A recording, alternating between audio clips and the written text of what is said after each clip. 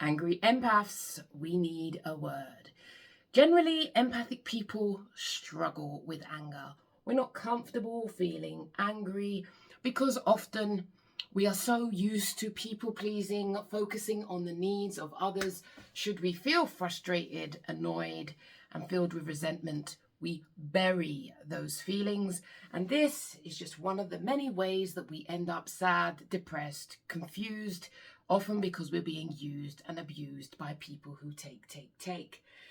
If you're an empath, especially if you're someone who can't process your anger, if you don't do anger, or if you've been reading self-help books for a number of years and you perpetually positively reframe difficult situations into positives, whilst this can be helpful, it can also be perpetually problematic because it may mean that you've not given yourself an opportunity to process your annoyance.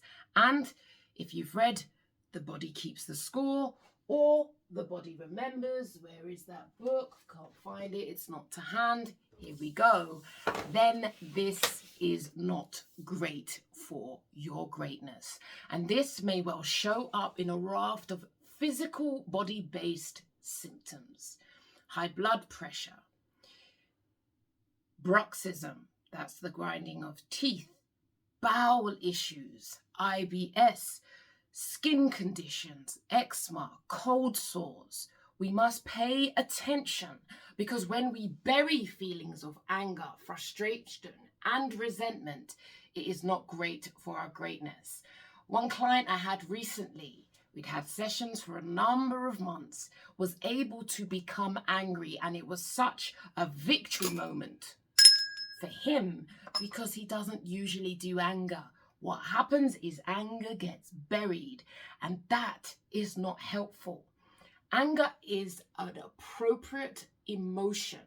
It usually means we've been disrespected and we feel hurt. Allow yourself to feel anger. It doesn't mean you're going to become like Wreck-It Ralph and smash the whole place up. Now that's acts of violence. We're not talking about that. What I'm talking about is healthy anger. And if you're familiar with the works of Dr. Gabe Mate, you'll know that he makes incredible links with repressed anger and how that gets absorbed into the body and can show up in health symptoms and at worst diseases such as cancer. Not great for our greatness. So if you struggle to process your anger, it's okay. Usually this has links back into our younger years as kids, where we may have been brought up sometimes in a very angry household. So we learn that there is no space for us to feel that. So we push it down and we don't acknowledge how we feel. This, by the time we reach to adulthood, causes us a whole raft of problems and is one of the ways people will use you as a doormat.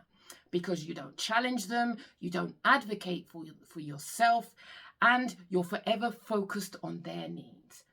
People who are often angry people are we can learn from them, empaths. Doesn't mean we become them, but we can take tips, are very much self-focused. They feel angry, they be angry. Whereas when you're passive, you may feel angry and you suppress that. Angry people express, empathic people repress, and that doesn't go anywhere. It's one of the many reasons you'll end up at your doctor's, often with either physical health symptoms, and if your doctor doesn't ask you about your lifestyle, you may then end up being medicated for that, but you don't get to the root cause. Empaths, it's totally appropriate to feel angry. How we express healthy anger is a skill that we need to develop. Learning to advocate for yourself is so appropriate because when we don't, it builds resentment and can, if you're not careful, result in you building victim consciousness where you perpetually feel like, how could they do this to me? Why do they keep treating me like this? Or you blame others, but all the while you may miss the fact that you are allowing it. Or at worst, you've given your entire life to pleasing, placating, and supporting others, and you've done that at the expense of yourself, and you wake up one day and you don't know who you are anymore, then you're filled with resentment because of all the things you've done for everybody else, while your life is lackluster and your needs are on the back burner. Empaths, what do you need for your life? It is not martyrdom to not express anger. I know we often want people to believe we're nice. I know we often live in a living hell, constantly thinking about what others think about us, trying to be the good, calm person. As you already know, that humility is often disguised self-depreciation. Self-advocation is wonderful. And whilst I know you'll say, yeah, but I don't want to blow my own trumpet. Well, you're forever blowing everybody else's. Who's blowing yours? Well, you're putting everybody else first. Who does that for you? When does it come back to you? I'll tell you what, it don't. And that's exactly how those common mental health problems show up. I'm a believer that what you regard as common mental health problems are actually relational issues. And no tablet is going to help you to get to the root cause of that. It will numb you out. And sometimes we need to feel that pain. You need to feel the pebble in your shoe to be inspired to take action. And this is where change becomes a healthy option.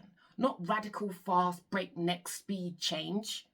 Slow, consistent change. And all we do is we start by helping you, supporting you to become aware and to start to notice. The writing is on the wall, but many of us want to act like we can't read. And that will result in denial, suppression, and that ain't great for your greatness. And I know you want to live a good life. When we get beyond the anger, when we embrace our anger, when we stop projecting outwards and shift from that victim consciousness, you have no idea what can manifest in your own life as you reclaim your energy and shift from being resentful for others, for what they've done, didn't do to you and for you.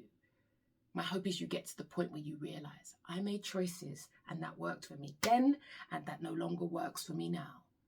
The revolution will not be televised, empaths.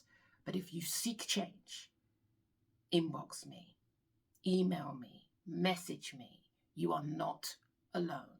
If you've got any questions around empaths and anger, feel free, post them below.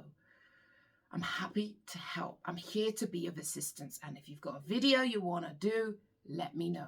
I'm happy to take requests. It's your girl, Keely Taverner, psychotherapist who's passionate about helping my empath crew move on up and live a good life, where we reclaim our energy from situations we cannot change and we focus on what we can change, which is ourself.